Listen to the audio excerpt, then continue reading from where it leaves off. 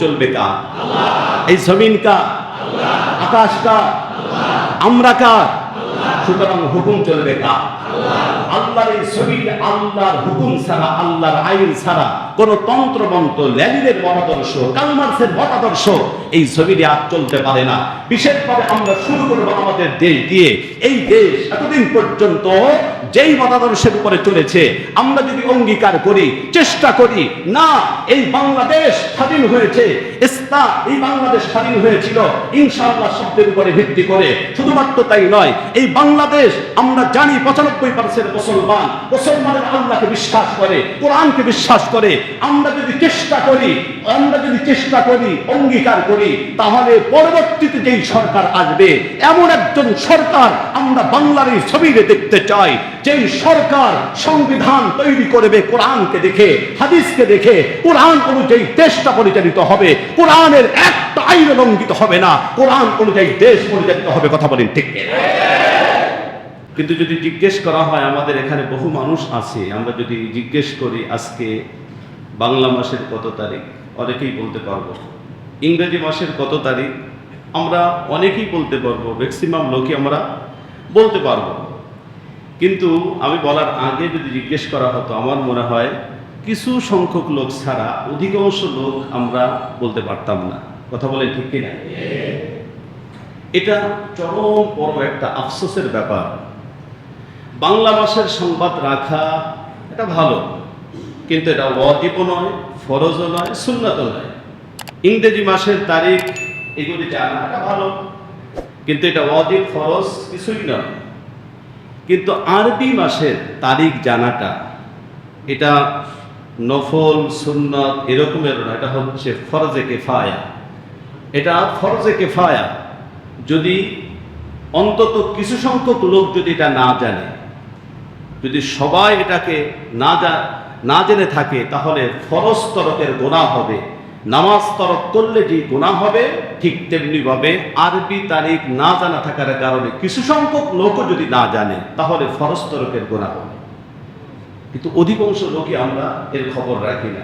অথচ ইসলামের অধিকাংশ ইবাদত বন্দেগীর সম্পর্ক হচ্ছে আরবি মাসের সাথে, আরবি তারিখের সাথে। তাহলে আরবি তারিখ যদি সবাই না জানার ভান করে, না জেনে থাকে, তাহলে ইবাদত বন্দেগী সবগুলো উল্টে পাল্টে যাবে। কথা বলেন ঠিক কিনা? সুতরাং আজকে যদি পহেলা বৈশাখ হইতো, তাহলে সবাই দেখা যেত, এটা সবাই জানতো, এটা উদযাপন করত। যদি আরবি এটা ইংলিশ মাসের প্রথম তারিখ হইতো, তাহলে 31st নাইট নামে কত ধরনের উদযাপন করা হইতো। কিন্তু আরবি মাস, মুসলমানদের মাস, প্রথম মাসের প্রথম তারিখ আজকে আমরা অধিকাংশই জানি না। আপনারা কি বলেন? এটা আফসোসের বিষয় কিনা বলেন? আল্লাহ পাক যেন আমাদেরকে এই বিষয় থেকে বেরিয়ে আসার তৌফিক দান করেন। আরবির সাথে, কোরআনের সাথে, হাদিসের সাথে আমাদের জীবনের সম্পর্ক গড়ার তৌফিক দান করেন। জোরে বলুন আমিন। আমার মুসলমান ভাইরা, এই মুহররম মাসের আজকে প্রথম তারিখ। আরবি 12টি মাসের মধ্যে সর্বপ্রথম মাস এই মুহররম। পৃথিবীর ইতিহাসে এই মাসটা অত্যন্ত গুরুত্ব বহন করে।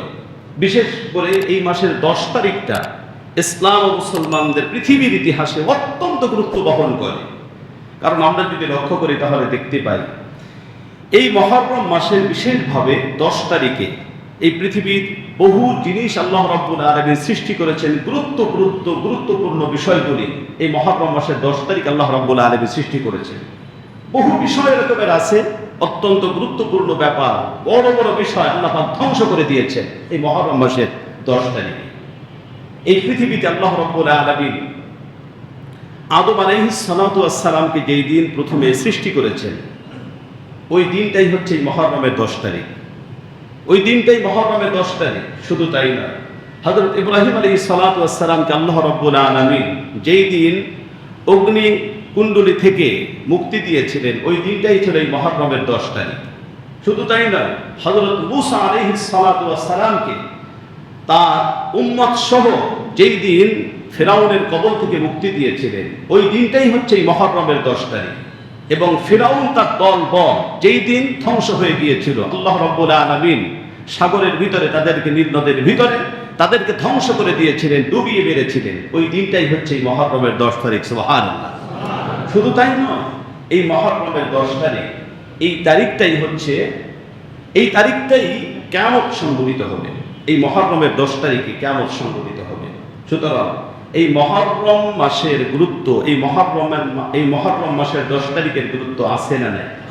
এটা জোরে বলতে হবে, আছে না নাই? আল্লাহ রাব্বুল আলামিন কেন এই সমস্ত বিষয় আর বহু বিষয় আছে, কেন এই মুহররম মাসের 10 তারিখে মুহররম মাসেই আল্লাহ রাব্বুল আলামিন ঘটালেন, আল্লাহ পাক কি শিক্ষা দিতে চান? আল্লাহ রাব্বুল আলামিন হযরত আদম আলাইহিস সালাতু ওয়াস সালামকে যেদিন সৃষ্টি করবেন, ফেরেশতাদেরকে নিয়ে বসলেন, ফেরেশতাদেরকে আল্লাহ রাব্বুল আলামিন তার সিদ্ধান্ত জানালেন। অনেকেই বলে আল্লাহ রাব্বুল আলামিন ফেরেশতাদের সাথে মশওয়ারা করেছেন। মানুষ বানানোর ক্ষেত্রে, খলিফা নিযুক্ত করার ক্ষেত্রে আল্লাহ রাব্বুল আলামিন নাকি ফেরেশতাদের সাথে মশওয়ারা করেছেন, পরামর্শ করেছেন। আসলে এই কথাটা সম্পূর্ণ একটা ভুল কথা। কারণ পরামর্শ করে কাজ করে কে? পরামর্শ করে কাজ করে কে?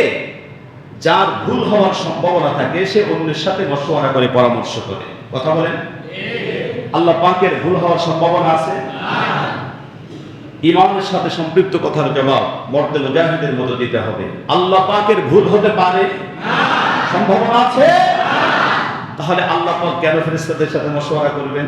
আসলে বিষয়টা আল্লাহ পাক ফেরেশতাদের সাথে মশওয়ারা করেন নাই, বরং আল্লাহ পাক তার সিদ্ধান্ত ফেরেশতাদের সামনে উপস্থাপন করেছেন। আল্লাহ রাব্বুল আলামিন পবিত্র কোরআনুল কারীমের সূরাতুল বাকারার ভিতরে এই বিষয়টা সুস্পষ্টভাবে তুলে ধরেছেন। এই মুহররম মাসের 10 তারিখ আল্লাহ রাব্বুল আলামিন হযরত আদম আলাইহিস সালাতু ওয়াস সালামকে সৃষ্টি করেছেন, ওই ইতিহাস তুলে ধরেছেন। আল্লাহ পাক এখান থেকে কি শিক্ষা দিতে চান? আল্লাহ রাব্বুল আলামিন বলেন, ওয়া ইয ক্বালা রাব্বুকা লিল মালাইকাতি ইন্নী জাঈলুন ফিল আরদি খলিফা। আল্লাহ রাব্বুল আলামিন বলেন, আল্লাহ রাব্বুল আলামিন ফেরেশতাদেরকে বলেন, ইন্নী জাঈলুন ফিল আরদি খলিফা, আমি এই পৃথিবীতে আমি আমার খলিফা নিযুক্ত করতে চাই।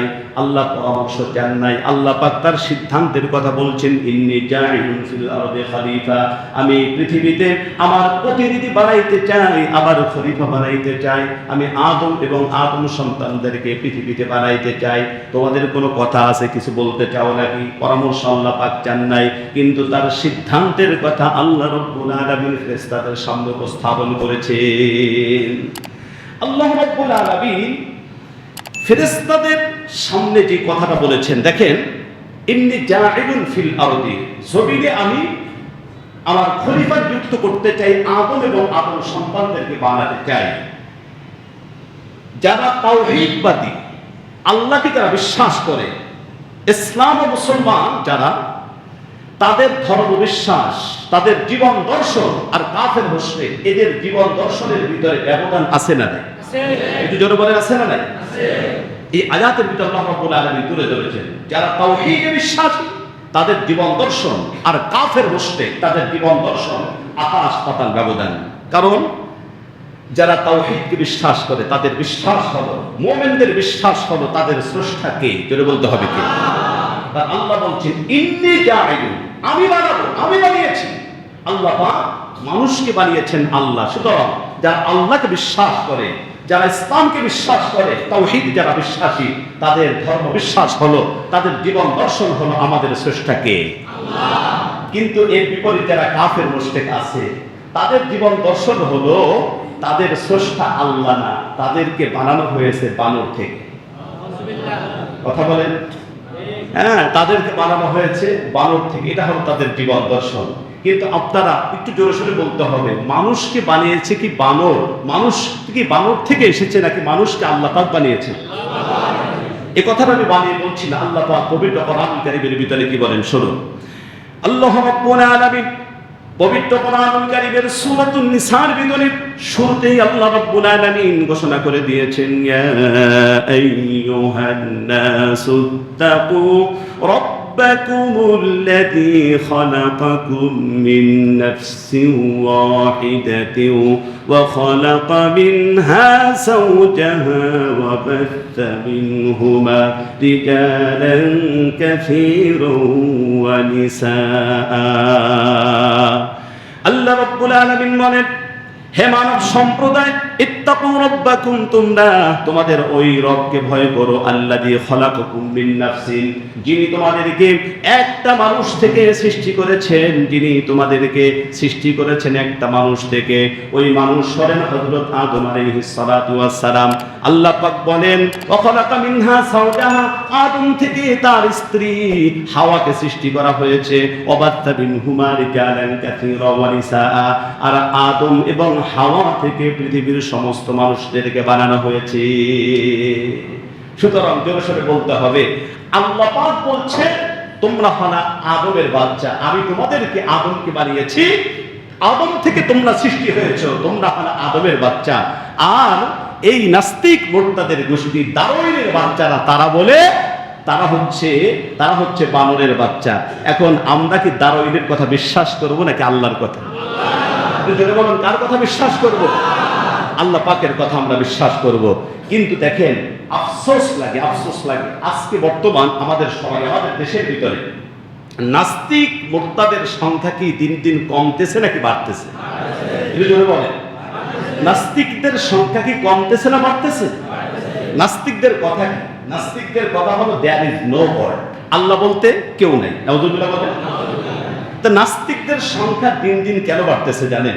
এর কারণটা হলো, আপনারা শিক্ষিত মানুষ, আপনারা জানেন একেবারে মাস্টার্স পর্যন্ত, এই জেনারেল লাইন একেবারে দেখবেন একেবারে মাস্টার্স পর্যন্ত সব জায়গায় যেখানে এই দারওয়িনের মতবাদটা তাদেরকে শেখানো হচ্ছে, তাদেরকে এই শিক্ষা দেওয়া হচ্ছে যে মানুষ এসেছে বানর থেকে, এই ধর্ম, এটা শিক্ষা দেওয়া হচ্ছে, দারওয়িনের এই থিওরি তাদেরকে শিক্ষা দেওয়া হচ্ছে।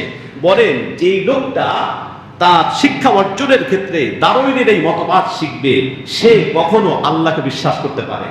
বিশ্বাস করবে না। সে আস্তে আস্তে দেখা যাচ্ছে, এজন্য মুসলমানের বাচ্চা মুসলমানের ঘরে জন্মগ্রহণ করেছে, তার বাপও মুসলমান, তার মাও মুসলমান, তার 14 গোষ্ঠী মুসলমান, অথচ সে বড় একজন ডিগ্রিধারী হয়ে এখন সে ঘোষণা, সে নাস্তিক হয়ে যাচ্ছে, মোরতাদ হয়ে যাচ্ছে। অথচ তার বাপ মা সবাই মুসলমান, কিন্তু আজকে নাস্তিক হয়ে যাওয়ার কারণ হলো শিক্ষা সিলেবাসের ভিতরে এই দারওয়িনের মতবাদটা ঢুকিয়ে দেওয়া হচ্ছে। আমাদের সন্তানেরা এই মতবাদ শিখে, এই শিক্ষা অর্জন করে স্বঘোষিত নাস্তিক হয়ে যাচ্ছে। সে মুসলমানের বাচ্চা হয়ে বলছে দেয়ার ইজ নো গড, আল্লাহ বলতে কেউ নাই। সুতরাং মুসলমান ভাইয়েরা সিদ্ধান্ত গ্রহণ করতে হবে, নতুন স্বাধীন বাংলাদেশে আমরা এমন একটা শিক্ষা সিলেবাস আমরা চাই, যেই শিক্ষা সিলেবাসের ভিতরে বিশ্বনবী মুহাম্মদ রাসূলুল্লাহ সাল্লাল্লাহু আলাইহি সাল্লামের জীবনী থাকতে হবে, হযরত আবু বকরের জীবনী থাকতে হবে, ওমরের জীবনী থাকতে হবে, উসমানের জীবনী থাকতে হবে, আলীর জীবনী থাকতে হবে। কারণ আমাদের সন্তানগুলোকে আমরা নাস্তিক আর মুরতাদ হয় এমন সিলেবাসের উপরে রেখে আমরা দুনিয়া থেকে যেতে পারি না। কথা বলেন ঠিক কিনা?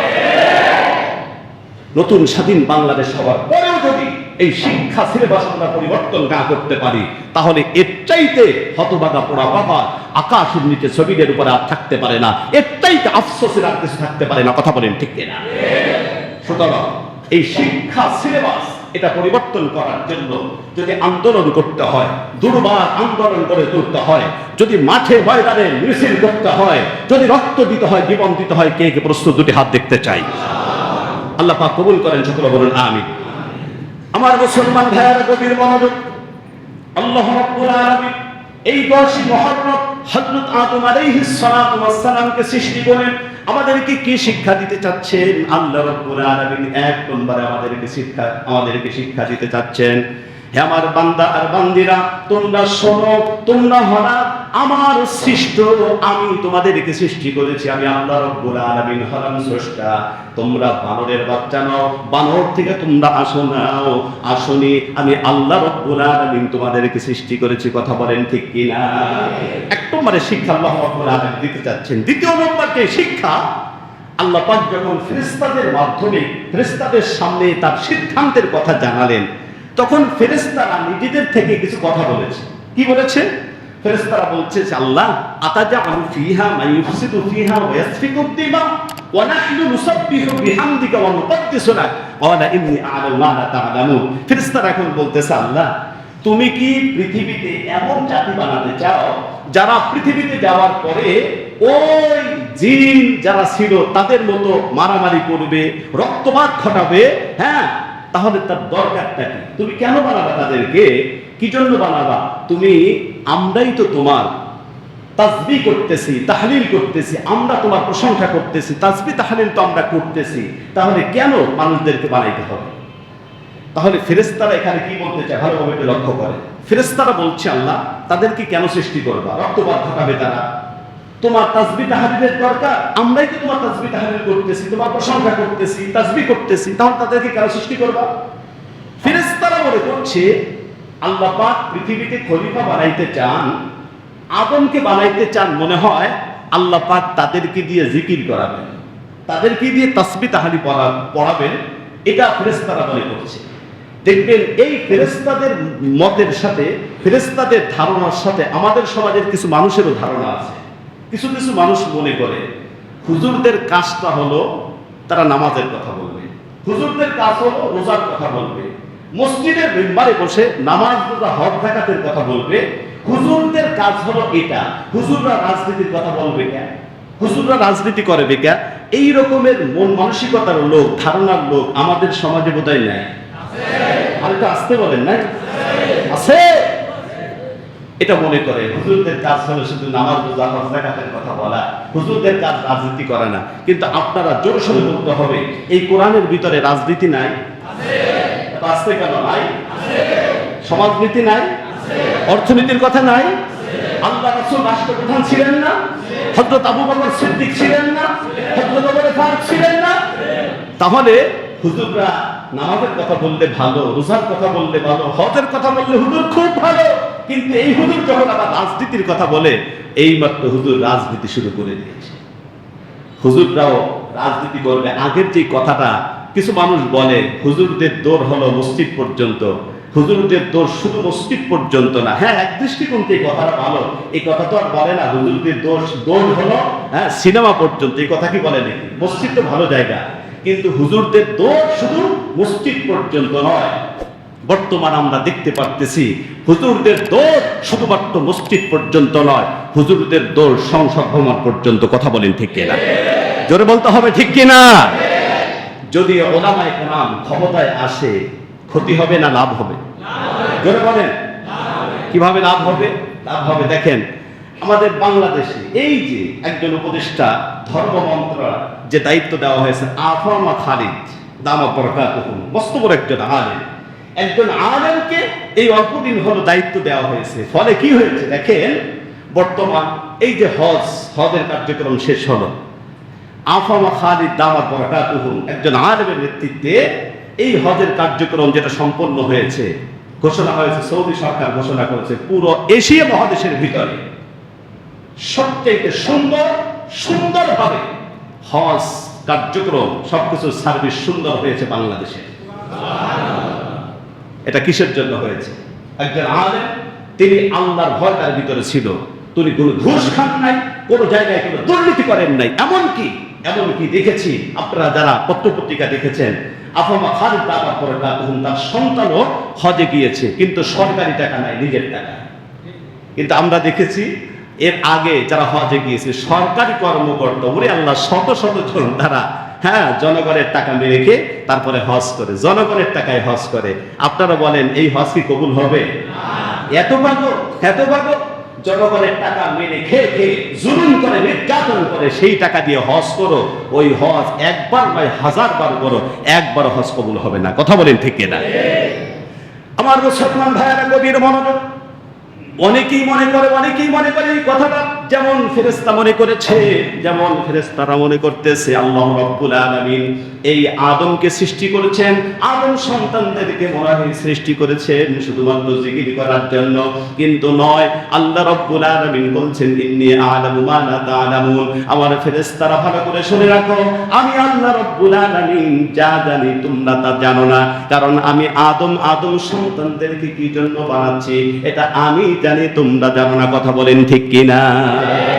আল্লাহ রাব্বুল আলামিন আদম এবং আদম সন্তানদেরকে কেন বানিয়েছেন? দুইটা উদ্দেশ্যে। জোরে বলতে হবে, কয়টা উদ্দেশ্যে? দুইটা উদ্দেশ্যে আল্লাহ রাব্বুল আলামিন বানিয়েছেন। এক নম্বরে হলো ইবাদত। এই কথাটা খুব আলোচনা হয় ইবাদতের উদ্দেশ্যে। ইবাদত কি? নামাজ, রোজা, হজ, যাকাত, সুদ খাওয়া যাবে না, ঘুষ খাওয়া যাবে না, হ্যাঁ, জিনা করা যাবে না, মদ খাওয়া যাবে না, এগুলা এটা হয় ইবাদত। কথা বলে ঠিক কিনা? দ্বিতীয় নম্বর আরেকটা উদ্দেশ্য আল্লাহ পাক পবিত্র কোরআনুল কারীমের ভিতরে এখানেই বলে দিয়েছেন। আল্লাহ পাক বলছেন, ইন্নী জাইলুন ফিল আরদি খলিফা, খেলাফত প্রতিষ্ঠার জন্য আমি আল্লাহ রাব্বুল আলামিন। খেলাফত মানে হলো আল্লাহর এই জমিনে আল্লাহর আইন, আল্লাহর এই জমিনে আল্লাহর হুকুম বাস্তবায়ন করা। সুবহানাল্লাহ। জোরে বলতে হবে, হুকুম চলবে কার? আল্লাহ। এই জমিন কার? আল্লাহ। আকাশ কার? আল্লাহ। আমরা কার? আল্লাহ। সুতরাং হুকুম চলবে কার? আল্লাহ। আল্লাহর এই জমিনে আল্লাহর হুকুম ছাড়া, আল্লাহর আইন ছাড়া কোন তন্ত্রমন্ত্র, লেনিনের মতাদর্শ, কার্ল মার্ক্সের মতাদর্শ এই জমিনে আর চলতে পারে না। বিশেষভাবে আমরা শুরু করব আমাদের দেশ দিয়ে।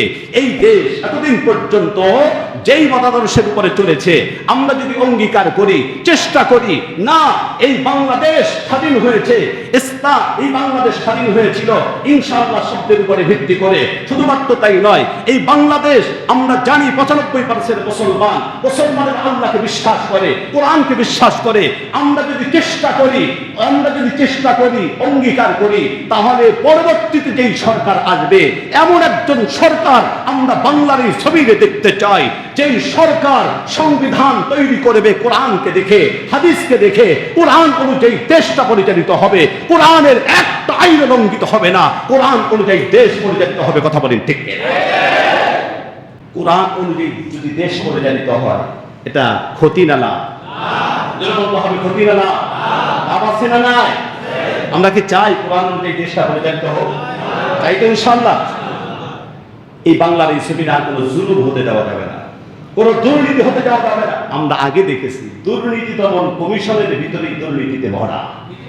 কথা বলে, এই রকমের কমিশনকে আমরা চাই নাকি? দুর্নীতি মুক্ত কমিশন চাই, যেই কমিশন কোন সরকারকে ভয় করবে না। এমন এমন কমিশন আমরা চাই যেটা কোন শক্তিকে পরোয়া করবে না, আমেরিকার রক্তচক্ষুকে পরোয়া করবে না। ওই দাদা বাবু এটাকে কি বলে, হ্যাঁ, গুজরাটের কসাই খ্যাত মোদি, এর কথায় সে চলবে না, চলবে আল্লাহর কথায়, বিশ্বনবীর কথায়। কথা বলেন ঠিক? রাজি আছেন তো ইনশাআল্লাহ? তাহলে যেই কথাটা আমি বলতে চাচ্ছি, আল্লাহ রাব্বুল আলামিন এই মুহররমের 10 তারিখে 1 নম্বরে সৃষ্টি করেছেন আদম আলাইহিস সালাতু ওয়াস সালামকে। কি জন্য সৃষ্টি করেছেন? আল্লাহর এই জমিনে আল্লাহর আইন প্রতিষ্ঠিত করার জন্য। সুতরাং এই মুহররম মাসের 1 নম্বর আমাদের অঙ্গীকার, 1 নম্বর শিক্ষা হলো আমাদের দুর্বার আন্দোলন গড়ে তুলতে হবে। এই আল্লাহর এই জমিনে আল্লাহর আইন প্রতিষ্ঠিত করতে হবে। কোন অন্য কারো কোনো মতাদর্শ আমাদের দেশের ভিতরে, পুরো পৃথিবীর ভিতরে, জমিনের ভিতরে আর চলতে দেওয়া যাবে না। এটা হলো 1 নম্বর শিক্ষা। কথা বলেন ঠিক কিনা? দ্বিতীয় নম্বর যে বিষয়টা হলো, আল্লাহ রাব্বুল আলামিন সৃষ্টি করেছেন এই পৃথিবীতে মুহররমের 10 তারিখে, সেটা হলো হযরত ইব্রাহিম আলাইহিস সালাতু ওয়াস সালামকে আল্লাহ রাব্বুল আলামিন আগুনের কুণ্ডলী থেকে 10 তারিখে মুক্তি দিয়েছেন। সুবহানাল্লাহ বলেন। শুধু তাই না, হযরত নূহ আলাইহিস সালাতু ওয়াস সালাম একটা কিস্তির ভিতরে, নৌকার ভিতরে তার উম্মতদেরকে নিয়ে যেই কিস্তির উপরে চলতেছিলেন, পানির ভিতরে ভাসতেছিলেন, যেই দিন জুদি পাহাড়ে হযরত নূহ আলাইহিস সালাতু ওয়াস সালামের এই কিস্তিটা ভিড়েছে, ওই দিনটাই ছিল মুহররমের 10 তারিখ। সুবহানাল্লাহ বলবেন না? শুধু তাই নয়, হযরত মূসা আলাইহিস সালাতু ওয়াস সালাম তার দলবল, মূসা আলাইহিস সালাতু ওয়াস সালামের যেই উম্মত ছিল তাদেরকে আল্লাহ রাব্বুল আলামিন মুক্তি দিয়েছিলেন এই মুহররমের 10 তারিখে। হযরত রাসূল করিম সাল্লাল্লাহু আলাইহি ওয়াসাল্লাম যখন মদিনাতুল মুনাওয়ারায় যান, মদিনাতুল মুনাওয়ারায় যাওয়ার পরে দেখতেছেন ইহুদি, ওখানকার যারা ইহুদিরা ছিল, এই ইহুদিরা মুহররমের 10 তারিখে রোজা রাখে। মুহররমের 10 তারিখে রোজা রাখতেছে। আল্লাহ রাসূল সাল্লাল্লাহু আলাইহি ওয়াসাল্লাম জিজ্ঞেস করতেছেন, তোমরা মুহররমের 10 তারিখে রোজা রাখো কেন? তখন তারা বলতেছে, মুহাম্মদ, এই দিন আল্লাহ রাব্বুল আলামিন আমাদেরকে, মূসা এবং তার যে দলবল ছিল তাদেরকে আল্লাহ পাক ফিরাউনের কবল থেকে মুক্তি দিয়েছেন। আর